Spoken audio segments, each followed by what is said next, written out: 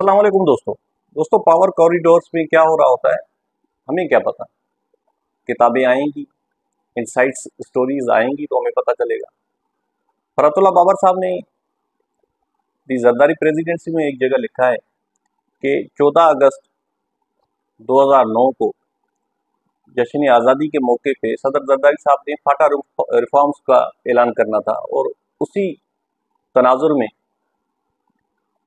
कबायलीन और अमायदीन को भी बुलाया गया था। फाटा के लोगों को बुलाया गया था। वो बड़े खुश थे कि आज हमारे लिए कोई ना कोई बेहतरीन ऐलान होने वाला है। सिर्फ 3 घंटे पहले उस तकरीर से जो सदर जरदारी साहब ने करनी थी अमायदीन के साथ, बड़े घर से कॉल आ जाती है कि आप कोई रिफॉर्म्स वगैरह का ऐलान नहीं कर सकते। और सदर जरदारी साहब के पास फेस सेविंग के लिए अल्फाज तक नहीं होते। फरतुल्ला बाबर उनको समझाते हैं कि आप ऐसे कहिएगा, जो वहाँ पे लोग आए हुए हैं उनको मुखातिब करके उनका शुक्रिया अदा कीजिएगा, कुछ ऐसी बातें कीजिएगा और रिफॉर्म्स का ऐलान नहीं कीजिएगा, बस बोलिएगा कि उस पर काम हो रहा है। और फिर सदर जरदारी साहब ऐसे ही आते हैं, जैसे तैसे करके कुछ अल्फाज बोल के अचानक से निकल जाते हैं। जो लोग वहाँ मौजूद होते हैं दरबार हाल प्रेसिडेंट हाउस में, वो परेशान हो जाते हैं, क्या हुआ, किसी ने मना किया है? फरतुल्ला बाबर साहब से पूछते हैं किसी ने मना किया है?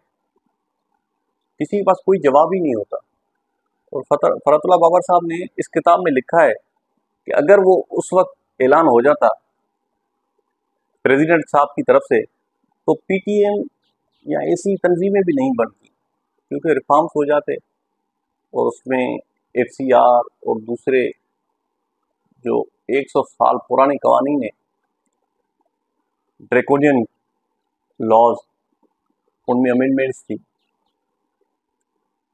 और लोग भी बड़े खुश थे। लेकिन जब आप पॉलिटिकल स्पेस नहीं देते तो फिर इसी तरह होता है। ऐसी किताबें आप पढ़ेंगे तो आपको पता चलेगा कि पावर कॉरिडोर्स में असल चलती किसकी है। Thank you so much.